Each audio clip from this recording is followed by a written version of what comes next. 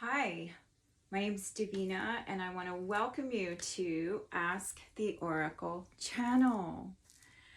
I was guided to share. I was guided to share this, and it wasn't just overnight. It was something that had happened to me, I want to say about 3 nights ago. I had a dream about something really challenging, and um, it involves death of a loved one, and it's very sensitive. The information that I'm going to be sharing is very sensitive, and for those of you grieving, I am going to do my best to explain what I was shown to share today about the death process. When it happened, I wasn't exactly sure what I was supposed to do with it, so I didn't do anything. And then we recently had, there have been so many tragic events going on around the world, but this one just hit home close to where I currently live. Therefore, I felt that's why I was shown what I was shown ahead of time, okay? And so I am a quantum healing hypnosis technique trained individual. With Dolores Cannon's technique, and I've had my own experiences under hypnosis where I have seen what happened to me in other lifetimes when I left the body and continued on after the body left the body, the shell of the human. And therefore, that's the reason why I have to share this for those of you who are grieving and suffering. This is to comfort you. This is to help you. Although the ones left behind are the ones that suffer the most. Okay, so just so you know that. Parents, family members, friends, those are the ones that suffer when we lose someone we love and won't be able to see them in the physical anymore. So as I mentioned, I want to be as sensitive as possible because I experienced some things that were so real that I know what it feels like, and I haven't actually had that happen in this life, thank God, but I do know that I've had this happen to me in other lifetimes. Therefore, but we're not gonna go there. We're gonna go to exactly what happens when we die and what I was shown. And also after surgery, I'm gonna share some experiences that I personally had when I left the body and came back down into the earth plane, a conscious awareness of what happened. Okay, guys, so hang with me. I am really new to this channel. I have tried to figure out how to approach this, and it hasn't been an easy journey for me. I've been around for a while, and my channel has not grown at all. So I took some constructive criticism, and therefore I'm hoping my editing skills improve. But putting all of that aside, let's get to the topic, the one that I'm hoping will help you with the grieving process for those of you who have lost someone that you love dearly. So I'm going to share with you something that I experienced recently. We're going to go there first, and then from there I want to share like a surgical experience that I had when I left the body and came back. And this was, when was that? Oh, it wasn't too long ago. My mind's kind of going blank, but so recently I had a dream. I was a parent, and it was so real. I honestly feel like I was in an out-of-body experience feeling this because I do astral travel. That's something that I have done for some years and didn't realize how, at the time it was happening, I was like, oh my God, this is real. And then the next day I would have confirmation that what I had experienced in an astral dream real world when I was out there, the next day it was confirmed through real world events around me that what I experienced in the astral really happened, because the next day there was evidence of it. So when I'm speaking to you about this, I am telling you my story. So I'm not going to try to convince you to believe in things that you may have a hard time understanding, but I do want you to have an open mind because everyone's experience are valid. So I'm going to share mine.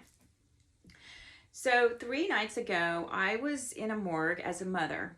Okay, I was a parent, and I am a parent. I have children. I have 2 grown children, and I have one that I'm still, thankfully still with me here. And I'm raising, I've raised children, so I know what it feels like to be a parent. And so I was a mother, or I was somebody in a morgue. Okay, it was really, really difficult. I felt all the emotions. It was really hard. It was like I was there, and it was my child. So I was looking at this beautiful, beautiful young lady with, I want to say she was like a teenager with dark hair. And I just felt so much remorse and grief and pain, and so intense. I mean, I'm feeling it again, and I'm trying to move that out. So it was so awful to look at the person, the beauty, your parents. When you have your child, you just don't ever want to be there in that situation, looking at your child gone, right? Excuse me. Sorry. I felt it all. It was really intense. Okay, sorry.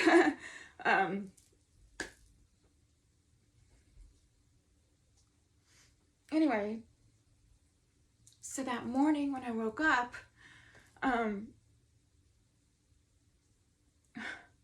sorry, I didn't mean to cry. I can be very emotional, and I know that's going to make someone upset watching this because you don't want to get in your feels, okay? And I wasn't trying to get in my feels. I really don't want to feel everything. But sometimes it's really hard because I can feel everything. Anyway, so I was one of these people that had lost, a child. And it was really difficult. It was so difficult. It was just, And so later that morning, I just had that experience, and I woke up with it, and I was scrolling on social media, and it was a Facebook post, and there was just popped out. This woman was grieving her daughter, her teenage daughter's suicide, and had a dream. So that's how it started. So it was like, I had a dream. She had a dream, and she had a dream that her child was still with her, and it was so wonderful, and it was so real, right? And she thought perhaps it was a parallel world that she had experienced where her daughter didn't die. And it was just reading her, her grief. It was so sad. And the fact that I had just experienced that. So in some form or fashion, I'm wondering if I had connected to her before I even knew, because sometimes things like this happen all the time. I have journals where I write stuff down, and then it happens, and I go back years, and I'm like, oh my God, I pick it up, and it's happening right now. I have a lot of unique stories to share. At some point I'm going to be doing that, but so I'm not sure if I had connected to this woman before I even knew about this woman. So I'm not sure if it was her teenage daughter. I mean, the age might have been right. It was a dark-haired, pretty young girl laying there, no longer in her body. And then I had read before that, I think the trigger for that was a son that had died in the war, the 10-year-old boy who was telling his family bye on a cell phone. And then he did go.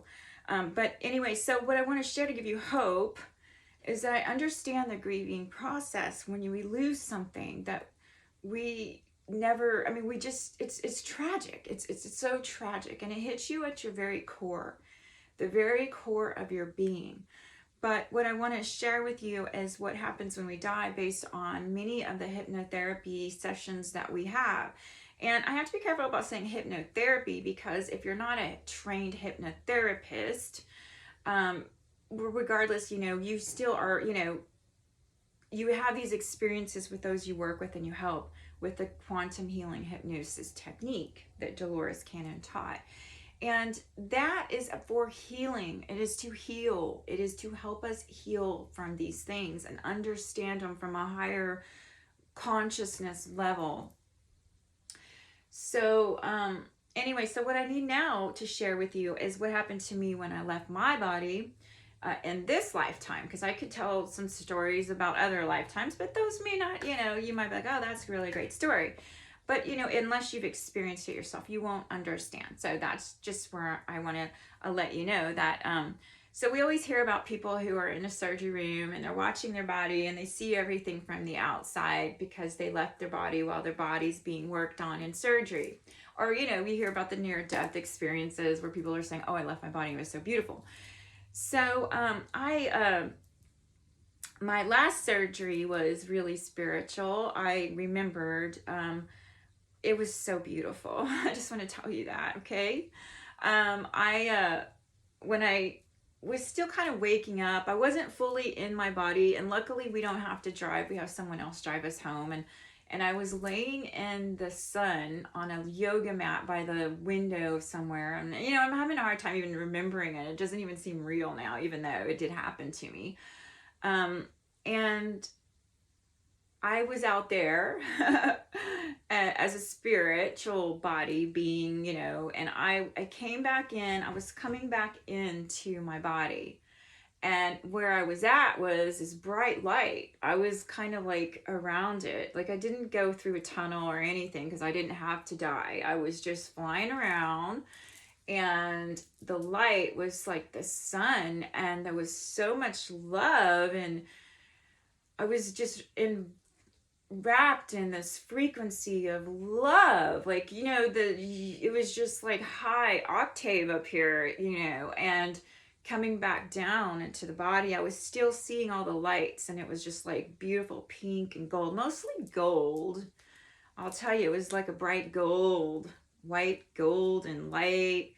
And then, you start getting some other pastel colors, and you're coming back down, and then you're finally in your body, and you're experiencing this amazing love, beauty, frequency that is what happens when we are in the astral realm, when we leave and go out there, right?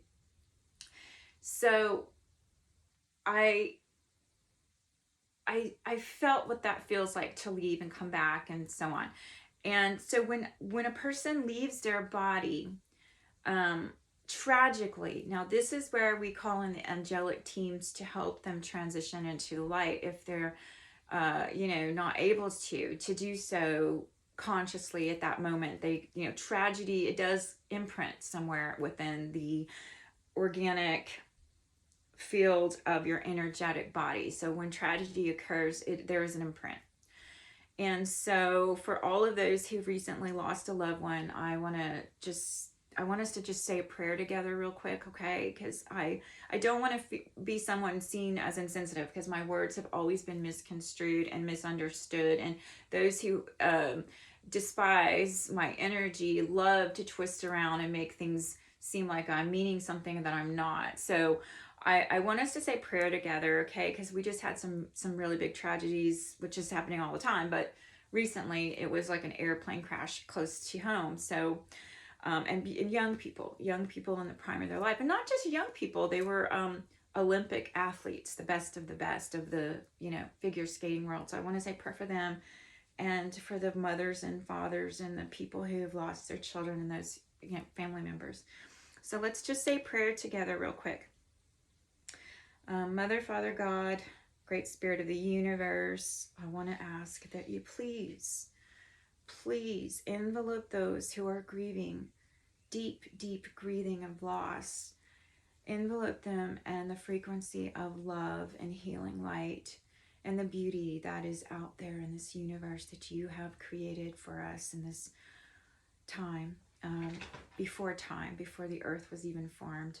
The love, the frequency of all creation. Envelope those who are suffering in grief for the loss of someone that they love dearly. And please protect those souls that have been tragically taken in a time in their lives where it just doesn't seem like it's right. So we ask that you be with them and help them. An angelic team of highest angelic light beings come in and assist them with their journey into the light. And for all those suffering, we ask that you comfort them now and give them all that they need to work through this healing process. Amen. All right, guys. So the next thing I want to share is when well, I don't know, I should share this. Okay, I'll share it. So I had a friend, a long distant friend, but someone I really, really respected and adored, because it's not like very many people like that. It was someone who was guided us on our Ireland trip, and his name was John, and I loved John. Oh, he was such a wonderful, wise soul, and fun and laughter, and he called himself the Woodland Bard. And you know, I probably mentioned that I'm psychic, and I always take that. I used to take it for granted until I realized other people couldn't do what I could do. And I'm also going to tell you, I'm humble. I don't want to say that I haven't ever been wrong, because that's not true either. I've misunderstood things. But anyway, so I had, I just got reminded of this earlier, that I had heard that he was going to go, and I heard the month. So at that point, I was like, no, he can't go. So for some reason, in my human consciousness awareness, I thought, well, let me plan a trip and see if that helps him have something to look forward to, and let's get, you know, some stuff going, and let's do this and that. And we started planning a trip to Ireland again. I wanted him to, you know, guide us, and which I do sacred site tours, so it's a side note there, but oh man, I wanted to stop that from happening. I had this dream, and I thought my conscious human mind thought that I could stop it. If because I don't know, I felt maybe he was depressed, maybe I just needed to help him. Because you know, he was suffering. He did have some issues physically, and he was older. He was in his, I want to say his late 70s maybe, or I'd have to go back and look again, I don't remember. And so we started planning this trip, and then something happened. There was like a shift, and I realized it wasn't going to happen. The trip wasn't going to happen, but I didn't understand why. Okay. And anyway, so he had some, I don't know, he had a respiratory illness and went to a hospital, and he knew he was going, because I heard his post online. I knew he wasn't going to be around much longer, and I wish I would have contacted him before, you know. That's one of the things I have to tell you in this lifetime. All those who've gone on, regardless it was a pet, a family member, or somebody I really miss, love, friendships, I always regret that I didn't spend enough time with them in the physical world. You know, that's the biggest regret I think most human beings have. And so,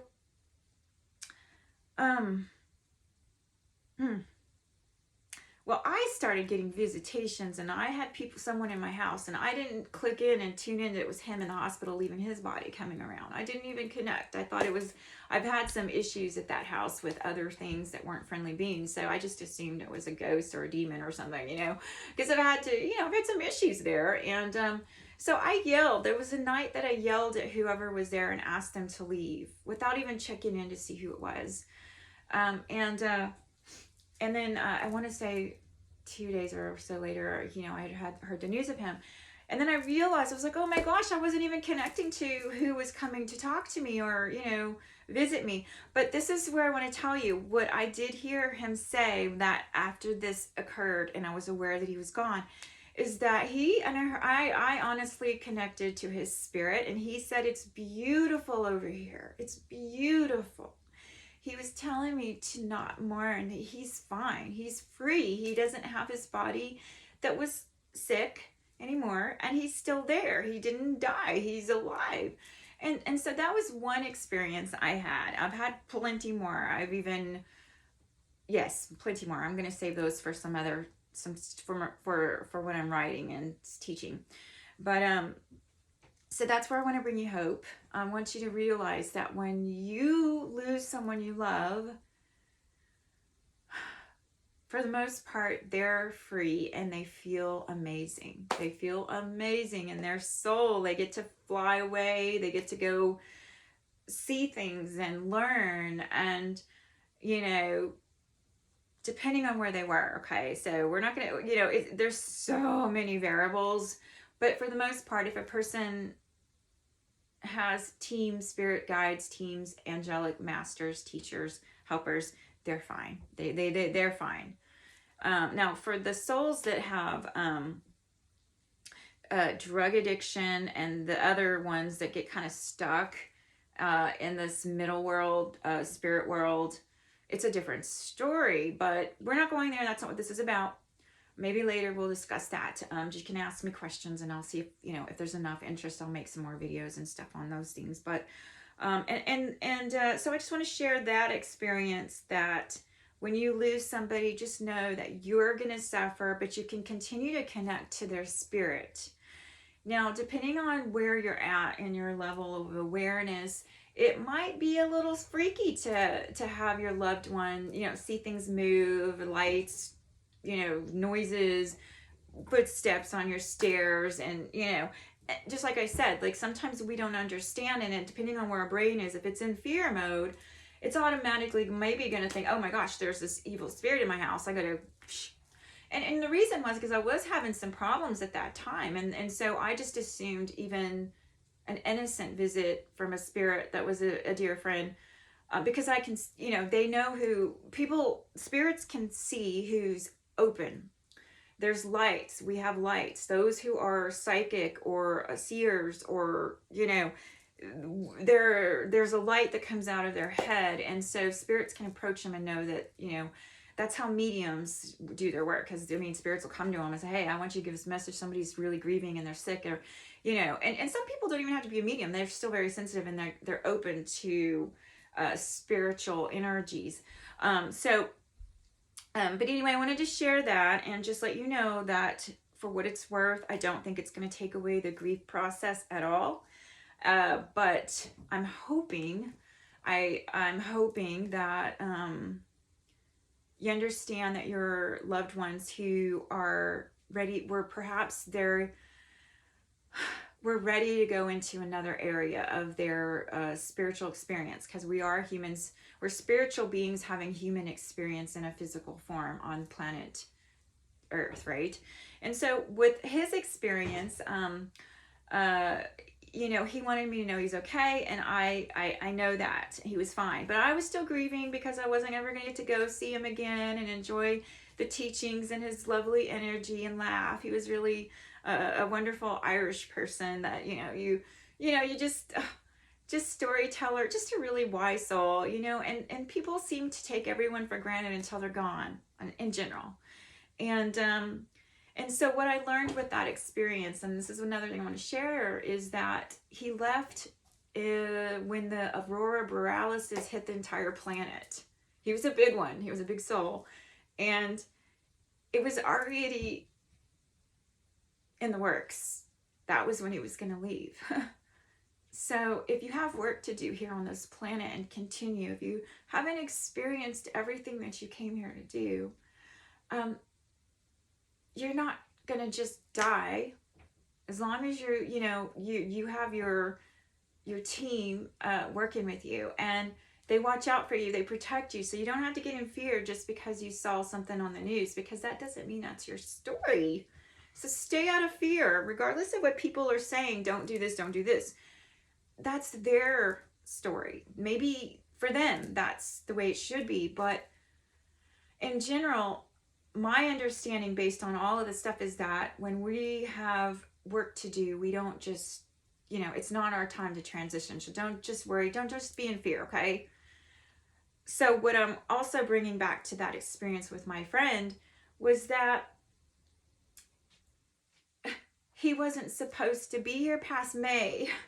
That wasn't the plan. So for me to try to think that I had some influence where, I can make this person stay longer, because I didn't understand. I just know that I had got that message upon waking. Like, I get a lot of messages in the wee hours of the night, psychic hits. And that was one, and I didn't say anything. And so I thought, oh my gosh, he can't go. My head's trying to stop something. And that's not up to us, okay? We can't control that. That's up to their spirit, and when they're ready to go and transition, you can't stop that, okay? and therefore, so just in your heart, just realize, I hope you can hear me, that they're not suffering. They're going to be okay. They're okay. But they will suffer the more grief if you don't let eventually I have witnessed human beings getting so stuck in the grief process they never leave. It's there with them forever and ever and ever. And for some reason, some individuals think that's honoring the individual, instead of realizing that it's a refusal, a stubbornness to let go and let God take care of the situation.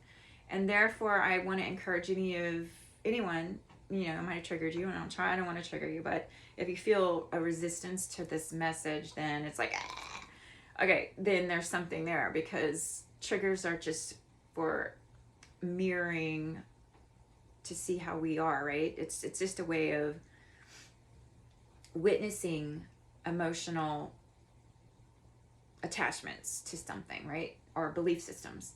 So, to continually, I understand it. Like, I understand best friends. I understand that. But also know that there comes a point when it needs to be healed. To continue to carry around an open wound doesn't help your loved one. It's not a good place to be, okay? So I pray for your healing. I pray for all of us here that have lost someone, something, an animal, a human, someone we love with so much passion that it's impossible. It's just hard to fathom life without them. Just know that they haven't died in the sense of they're still around. And connect to them, speak to them wherever they are. I'm sure that they can still hear you, and bring honor and laughter back into your life. And try to do the best you can, because it's not easy. I understand. I understand regardless of what my life looks like. I understand the grieving process, and it is a process, okay? But just know that you're going to be okay. You're going to be okay. All right? All right. Until we meet again. Also, because this is a channel and I would like to get this message out, please fast forward this message to whoever you feel might benefit from it at this time. And I am doing private readings. So I will be updating my website and putting a new calendar where you can book time slots with me. And I can share with you my gifts, and as somebody who really does want to see people thrive. Just until we meet again, many blessings. Take care.